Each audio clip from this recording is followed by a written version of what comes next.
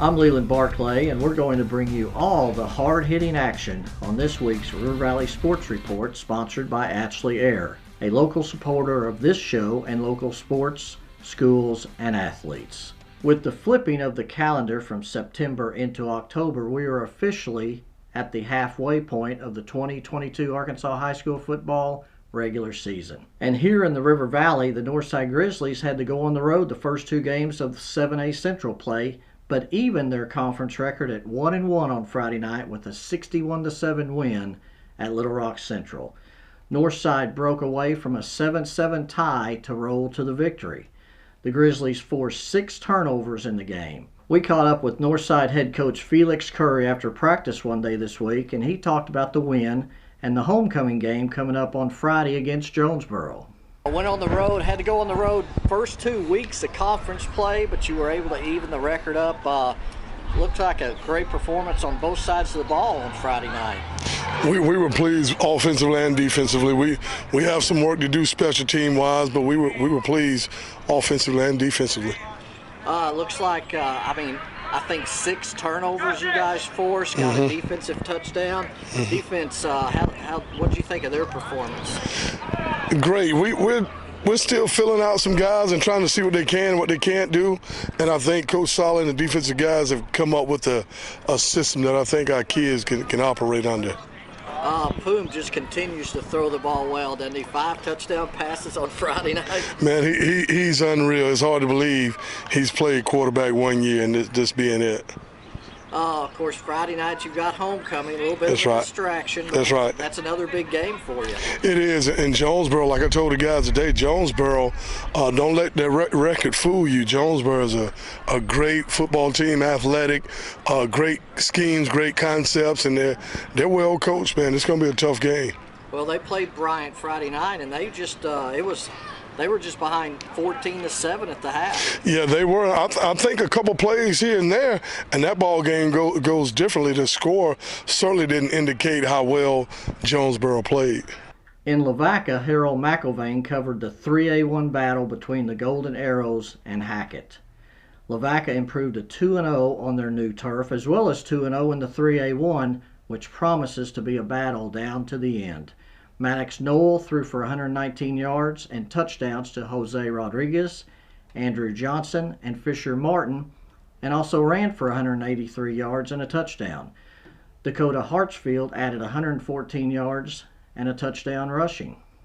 At Southside, Walter Woody covered the Mavericks' 48-14 loss to Bentonville, the third-ranked team in the state, but Isaac Gregory continued to have a solid season for the Mavericks, rushing for 126 yards and a touchdown. Not every team schedules a cupcake on homecoming, as the Pointers fell to undefeated Lake Hamilton on Friday, 60-21.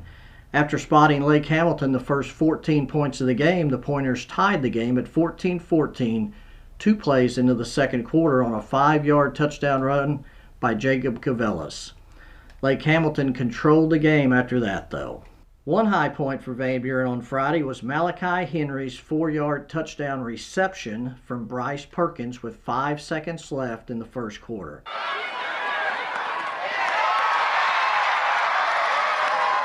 It was Henry's 25th career touchdown reception, breaking the school record previously set by Drew White from 2008 to 2010. There were many more ball games on Friday night. Boonville and Charleston remained tied atop the 3A1 along with Lavaca. Ozark improved to 2-0 in the 4A1 with a win over Green Forest. Johnson County Westside won its first game of the season on Friday, while Mountainburg won its first 2A1 game of the season with a shutout win over Decatur. Subiaco Academy won its third straight game of the season on Friday with a 50-0 win over Cedar Ridge, but the Trojans have a much tougher task on Friday when they travel to Fountain Lake, the #1 ranked team in 8-man football this season. We talked with Giovanni Vargas and Nick Gehrig about their season thus far, running sprints after practice, the game coming up on Friday, and playing for Coach Adam Creek. Tell me, do you like running sprints after practice? With the weather cooling down, it's not as bad as it was during 2-a-days, but, it's still not my favorite thing. What's it like? What have you guys done so successfully the last 3 weeks? Won 3 in a row. That's a good question, and really, I think it's just a matter of us really learning to work with each other. I mean, we have a lot of guys returning this year, but I mean, we still have like some players at key positions, that we're just still trying to work with. But we're really starting to pick it up and learning each other's strengths, what each of us can do, and things are just starting to click for us. What's it like playing for Coach Creek? He seems pretty demanding. Well, playing for him since freshman year, it's not that bad. I'm kind of used to it, but I don't think he's demanding. But I just try and do for him what I can. Been different the last 3 weeks than the first 2. I think the momentum, ever since that first homecoming win, we've been building off of that. And, every week just getting stronger and stronger, bonding as a team, really help us perform out there on the field real well. Of course, you got a tough one coming up Friday night. What do you guys have to do to win that one? Just keep it up, keep having that momentum that we can win and we will win. Working hard in practice, don't let up. Keep up the momentum from the past couple weeks. You like playing for Coach Creek? Yes, sir. It's great. He knows what's best for us, and out on the field, he's a mastermind. There are only 5 Friday nights left in the regular season in high school football around the area. These are the other games involving River Valley teams on Friday, including more homecoming festivities at Northside, Alma, and Hackett. That's going to take us to halftime of the River Valley Sports Report. We'll be right back after these words from our sponsor, Ashley Air, with Gimme 5.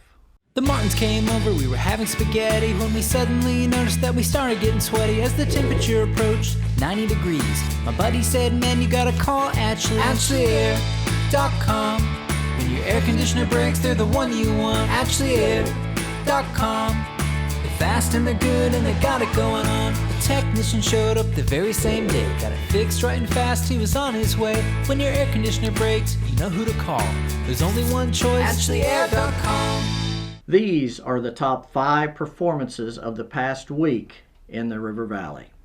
Number 1, River Valley Player of the Week, Dax Goff, is first and foremost after his performance in Boonville's 48-21 win over West Fork. Goff ran 16 times for a school record 307 yards rushing and 3 touchdowns, caught 2 passes for 48 yards, and had 2 kickoff returns for 25 yards. That's 20 touches for 380 yards. Number 2, Mountainburg ended a tough 3-game stretch against Class 3A Cedarville and Yellville Summit and 2A1 conference favorite Bigelow with a 38-0 win over Decatur.